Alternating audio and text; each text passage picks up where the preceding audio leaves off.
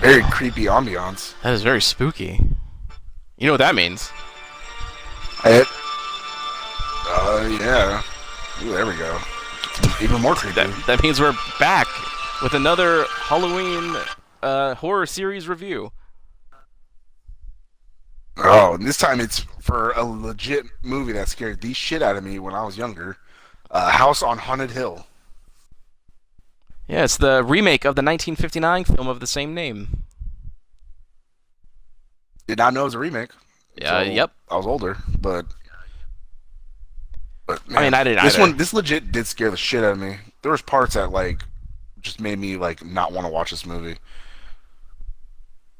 I remember a bit about it. I remember there's like a weird, like there's like a ghost element to it. I think is that what's going on? Kinda. I mean, they're locked in an asylum where they it turns out like their ancestors were like doctors and people that were involved in like a big massacre that happened like years ago. Because I guess the doctors were experimenting or just killing something like patients, and It was like a they mental all got ward. out one day and just killed. Yeah, it was like a mental asylum. They all got out and they were able to. They killed everybody. It was just this big thing, and they're like you know, the descendants of them. And so at the beginning, this rich guy who's played by Jeffrey Rush is throwing like a party for his wife, and he has like a list of names, and you just see the computer just suddenly delete them, and then something types names, and then the invites get sent out, and it was like what? And they all show up, and that's when they all find out at the party that like who they're all descendants of people that were at the asylum. And he's like, I didn't invite any of you. Like, who are you? Yeah, and So it was the main millionaire guy is played by Jeffrey Rush, who is fantastic in everything. well, yeah, especially with that pencil thin mustache. That's pretty spot on. And then his wife in the movie is Famke Janssen, who, God, this is like It's the hot. height of her hotness. This is like right before X-Men. Oh, it was, huh? I think I yeah, couldn't because that was remember the order 2000 or whatever, Oh, really? Okay. something like that. Yeah, but And this movie man, was she's what, just 99? What's this? Oh, we have a Star Trek alert, everybody. This is not a false alarm. We have a Star Trek alert. Famke Janssen, who plays the wife in this film, once guest starred on a 1992 episode of Star Trek The Next Generation, where she played Kamala in an episode called The Perfect Mate, who I believe was the perfect mate because she was so hot or something. That was literally her role in that episode. That's her role in life. Pretty much. She was also in Taken. Remember that? I don't have a Taken alert, but she was in that. I And do remember I think that. she was just the wife. Yeah, she played a bigger role in the ones after, but the series went downhill after that. The first one was the best. I like the third one because I never saw it, but all I've seen is the fucking scene of him climbing the fence where there's like a 10,000 jump cuts because he couldn't actually climb the fence. Uh, Have you seen that? no, Oh my! I don't think I paid attention to it. It's so fucking funny. Oh, Like man, it makes so it sad. makes me kind You of don't wanna dizzy see- because there's so many cuts. This one scene of him just hopping a fence. Huh. Yeah, Well, that's what happens when you decide to become an action hero, like the last half of your life. I guess so. But something that I didn't know about this movie until just now. But this House on Haunted Hill remake was produced by Robert Zemeckis and Joel Silver. Those are two huge names. Joel Silver sounds familiar. He's all kinds of action films and shit. I mean, and Robert Zemeckis, we all know him. We've Oh, reviewed yeah. his classic film Back to the Future. Yeah, we still have two more of those to review. We do, yeah. That was this before horror we- stuff got in the way. That was before that Yeah. got in the way, and then it was before we started the trend with Spider-Man of doing like the movies in a row. That's very true. But there was a purpose for that one, though. We were gearing up for Venom, which That's true. I have seen, but you have not. I'm seeing this Which weekend, We'll review that soon. which I mean, Okay, again, this doesn't fit into this month anyway. we might be able to fit it in there. I guess we could fit it in somewhere. If it was It rated has R, it would more have been. aspects. I suppose. I guess we could do that after I see it. Yeah, Maybe once you the see Monday it, after. you kind of determine if yeah, you determine if it's like okay, you know what, it fits. Yeah. Fuck yeah. All right, so House on Haunted Hill. This also stars Chris Kattan. Yeah, that to me, would have thought I would have seen him in a movie like this. Not like this, no. No, he did Undercover Brother and Night at the Roxbury. Like those are his movies, not a scary horror movie. That's true. I think a lot of comedians though have started in kind of in horror movies. That's true. Vince Vaughn was in Psycho, the remake of Psycho. That is true, and he was actually pretty good in it. The movie Never gets a saw lot it. of shit because it doesn't need to exist. Although it did give us Oh, wasn't it pointless? Because wasn't it a shot-for-shot remake? yes. So like there's no That's reason for it to interesting. exist, but it did give us two things. It gave us a pretty good performance by Vince Vaughn actually, and it gave us Anne Heche's butthole. Yeah, it did. So that's It's okay. actually not bad. No, the Is she makeup. straight again, or is she still lesbian? I think she's been with. I think she's bi or some shit. Well, she was straight, but then she turned gay. And Because did she go back to it, or she's still she's with been with someone? a man as far as I can. I think she's been in relationships with men since Ellen or whatever. Oh, okay. Yeah, she was with Ellen, wasn't she? Yeah, Ellen upgraded to Portia de Rossi. That's very true. Man, I'd love to tap Ellen. It being that sandwich. God damn it. Oh hell yeah. Oh hell yeah. I'd be in that reverse Oreo. Get it, 2 white cookies and then chocolate cream. You're not chocolate. Yeah, but I'm tan. You'd be like a burnt vanilla Oreo. Like a s'more, like where it's kind of toasted. Probably yeah, a little bit. Just a light toasting. Give it some color. Okay. Oh, thanks. That's how I like my Oreos. Or my Oh. s'mores, I mean. That's why we're a good duo. I guess so. The makeup effects in this movie are obviously the standout, and that's because they were done by Greg Nicotero. If his name sounds familiar, it's because he's currently been doing the makeup effects on the Walking Dead show. Yeah, and which those are alright. But he started on, I believe it was Day of the Dead in 1985, the George Romero movie. Oh wow. Tom Savini obviously was like the head makeup effects guy for those movies, but Greg Nicotero, that's where he started, under the tutelage of Tom Savini, Sex Machine, aka. That's what I thought. I knew that name sounded familiar. I'm like, wasn't he Sex Machine? He was Sex Machine, yes, and he also did the makeup effects in that. So dope. I wanted one of those fucking cock guns. That was Yeah, I so know. dope when I first seen that. I know. It's Man. it's not practical whatsoever, Oh no, for sure. But and you got to keep it away from RoboCop. Uh, For those who don't know what I'm talking about, go to Google and search RoboCop shoots the dicks. No. And you'll see No, what I'm don't. talking about. no, they don't need to. I don't know. Ugh. Hey, you want to know one thing that scared the shit out of me when I was little? The House on Haunted Hill? Yeah, was the ending of this movie when like that black stuff was just taking over everything. I don't remember that. There's a Like, lot in this movie that I'm not sure about. I mean, it was like the essence of it because it was like toward the end they were trying to escape it, and like this black stuff just started like crawling all over the walls because it was chasing them, but it was turning everything black, Huh. and like it got somebody, and it like it fucking ripped them apart and shit, or like dissolved them or something, but it just scared the fuck out of me. So like whenever I go to the bathroom at night, when I turn off the bathroom light, I like sprinted to my room because the hallway was dark, so I was all scared as shit. I think I get this movie confused a lot with 13 Ghosts Oh, we gotta do that one. That one's a good one. because they came I out remember that movie very vividly. right around the same I time. think they did, yeah. And it takes place in a house with weird shit going on from like the past. Yeah, but see, that's a glass. That's like a glass mechanical house, and that one has Yeah. Matthew Illard in it. It does, yes. Who there's a Twin Peaks connection. He was in Who Twin was Peaks: in The Scream. Return. That too. Was he? Yeah. He actually Oh God, and I need to watch The Return. I've never seen him act so well as I did when he was in the Twin Peaks: The Return. That motherfucker acted the shit Really? out of his scenes. Do you have? You said you have the DVDs of it.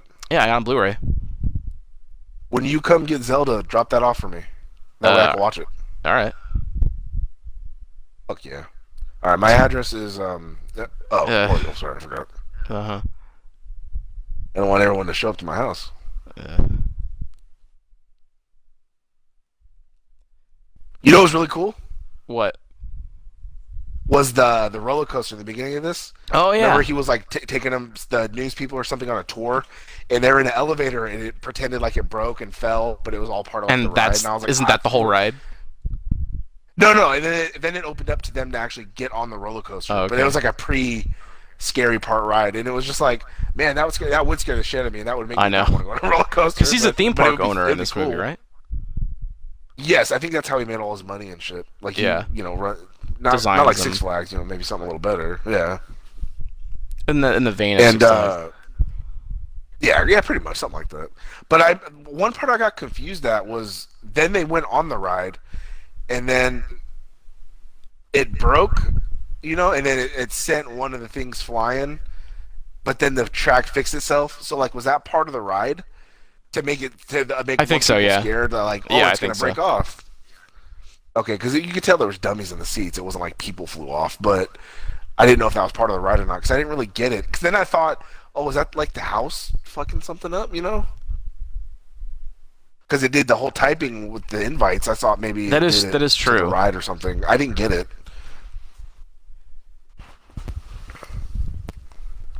I mean, God, I'm trying to like pinpoint the difference. I keep thinking of things from this movie, but then I'm like, oh wait, no, that's 13 Ghosts. How do you that one had 13 different spirits? This one was I just know. a bunch of dead It has psychopaths. it has spirits in it, kind of. Because is it You wanna Ali know Larder who gets visions of the past or something? No, nobody gets visions of the past. Oh. She had a camera, and that part scared the shit out of me too, because she was moving the camera around, and then it was in like a surgery room. She looked in the camera, and you see like your boy Jeffrey Combs operating on somebody with nurses around, and then she looks. God, no, I'm getting we already did a one Star for him. Trek alert. A Star Trek We alert, did everybody. one for him already. This is- They know this. This is Red Alert. Yes, Jeffrey Combs is in this movie, and he guest starred in Ah. Star Trek Deep Space Nine, and he was also in They Enterprise. know this. And I Yeah, believe he was played 3 different characters. he did. He did. Yes. That Yes, we concludes know. this Star Trek alert. Jeffrey Combs, friend of the show. You got to get him on the show. He talked to me on Twitter once. Really? Yeah, a long time ago. Yeah, that guy got nothing going on then. Hey, One time, Jason David Frank messaged me back on Facebook. That was pretty cool. oh well, he really doesn't have anything Green going on. Ranger. Yeah, he has a lot going on. He's very interactive with fans, unlike your Jeffrey Combs guy. He's super interactive with fans. All the Star Trek people are Yeah, super he is. interactive with fans, except for like Patrick Stewart, because he's Yeah, well, it's because he's better than that. he has a lot of people on his Twitter.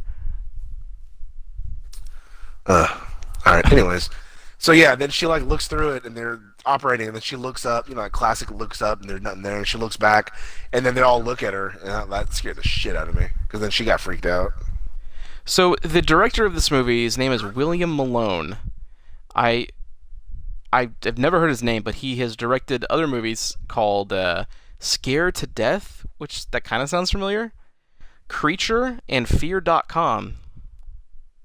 Fear.com sounds familiar, but I never saw that. That's the one with Steven Dorff,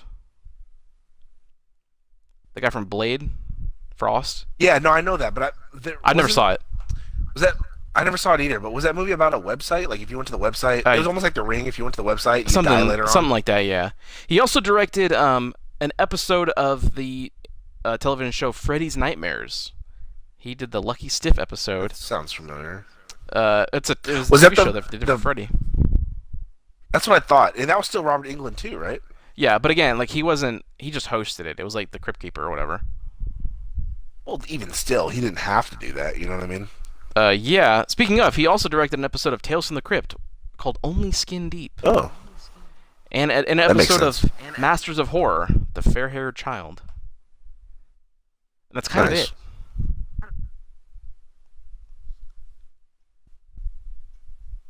I think that's about it for all the places that scared the shit out of me. Yeah, there's not much that I have besides a lot of these technical aspects. This was budgeted. Wow, that's actually high. $19 million budget this movie had. 19 million? Yeah, it released October 29th, 1999. Damn, that is guy. So you double that about for production, so that's like 38, and box office 40.8 million. So not a lot of money this movie made. Not really, but it was so good. I think this is one of those movies that became like a cult classic afterwards. Like, there's a lot of movies that were like that. Here's something interesting.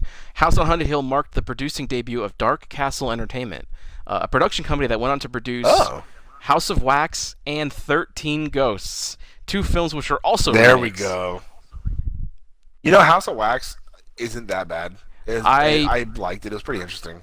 I only remember it because Paris Hilton got killed in it. Yeah, she remember got nothing else about spiked like a motherfucker. Did she get? Oh, is that what happened? Yeah, she's like running away from a car or something like that, but then something just spiked her, and so she like, I think it went through her head, so she did that whole thing where she was like on her knees at an angle because the spike was through her head touching the ground. I saw that video. So she just stayed there. Ugh. You don't. Oh, like you haven't. Everyone has. It's the only reason anybody knows her name. Just like the only reason anybody knows the name Kim Kardashian. That's very true. Mm-hmm.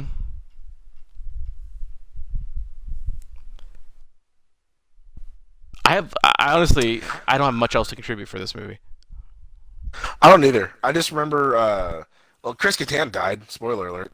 And then his ghost came back as good to help the last two people survive the night. Because then it turned into a competition or something like that. If they could last all night, they got like, oh, how many $1 million each or something? It was 1 million. Oh, that's it. Yeah. So like, you know, they survived the night. And then the sun came up, and then the black goo I was talking about died, and then like 2 checks floated like right in front of them, and it's like, oh, they won money. Oh yeah. So that's about it. I remember Jeffrey Rush died pretty bad. Really? I think he did. I think the doctors got him or something. I don't know. It like I said, it was a good movie. I told you all the parts that scared the shit out of me. I think that's what makes me like it, even still to this day, was that it did legit scare you. If I think back to other like scary or horror movies, like nothing really stuck with me, you know, for a long time. But this movie stuck with me for like a while. Huh. Again, 99. That means I was like 10. So I guess that makes sense. And I mean, me being older, I had seen shit way worse than that already. Yeah, you were into more of that stuff than I was, than I can remember. Although my mom did tell me when I was little, like when I was like 3, I'd watch Hellraiser. But I mean, you don't remember nothing from that age. But apparently, I wasn't scared of it. Oh well, you should have reviewed it with me if you've seen it when you were 3. I don't remember though. That's what I'm saying. Nobody remembers stuff from. No, I was joking. I don't remember him being skinless and being horny as shit. Like I listened to your episode and I didn't know any of that stuff. Well, that was I didn't know it was weird like that. On the original short story. They got more into when he was like jerking off in the beginning. That doesn't happen. The sex part doesn't happen. Oh. I just remember every movie had different like Cenobites, and like they were pretty cool. Like one was this big fat guy with like no lips and just teeth. And yeah, that's like, Chatterer. They're all like creepy looking. Yeah, they're all like ugh. Yeah, I think they were pretty much mostly the same throughout the first 2 movies, with a few additions. But then. So is this kind of like a weird like horror like S&M type movie for like Clive Barker came up with or a book? Well, what I learned when I was watching the Joe Bob Briggs movie marathon, because he actually did show Hellraiser on the marathon, and he gives the kind of commercial breaks where he just talks about the movie and jokes around and shit. I guess Clive Barker's gay, so he would go to like really like weird S&M gay clubs or something in England, and I think he got an idea for this kind of thing at one of the S&M clubs. There you go. Yeah, so it kind of spawned off that, That's and then the hell stuff came in because I don't know, somehow, because he's in horror, so you put the 2 together and you get Hellraiser.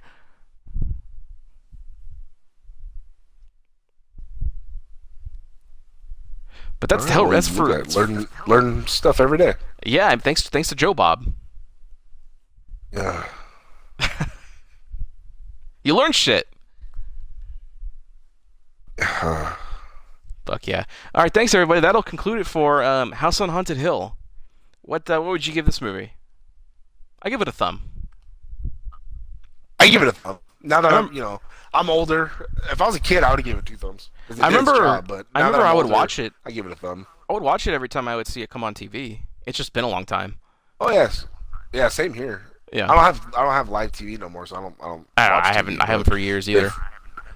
Yeah, but I would watch it when it did come on. It always came on. I think like FX, some type of station that had like. It would be more like horror type TNT. of, like. Yeah, there you go. Yeah, They would show horror movies all the maybe time. USA, That too. Yeah. USA Network, maybe. They show Child's Play 2 all the time back in the day. I know. I remember you talking about that in Yep. our Child's Play review. Uh huh. Ugh. All right, everybody. One thumb up from each of us. High praise. Well, Very. hey, I guess we'll see you at the frightening movie.